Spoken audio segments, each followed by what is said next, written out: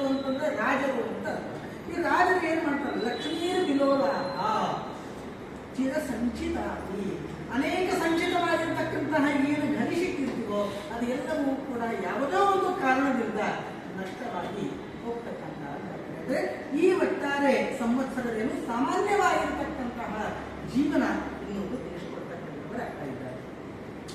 ಇನ್ನು ರಾಜ, ಮಂತ್ರಿ, ಸೇನಾಧಿಪ ಮತ್ತು ನಿರಸನಾಧಿಪ ಇತ್ಯಾದಿಗಳ ವಿಚಾರವನ್ನು ತಿಳಿಸಿಕೊಡ್ತಾ ಇದ್ದಾರೆ. ಈ ಸಂವತ್ಸರಕ್ಕೆ, ಪ್ರತಿಯೊಂದು ಸಂವತ್ಸರಕ್ಕೆ ರಾಜ, ಮಂತ್ರಿ ಇತ್ಯಾದಿಗಳು ಇದ್ದೇ ಇರ್ತದೆ. ಈ ಸಂವತ್ಸರಕ್ಕೆ ರಾಜ ಯಾರು ಅಂದರೆ ಸೂರ್ಯ, ರವಿ ರಾಜ ಇದ್ದಾರೆ. ಮಂತ್ರಿ ಯಾರು? ರವಿನು.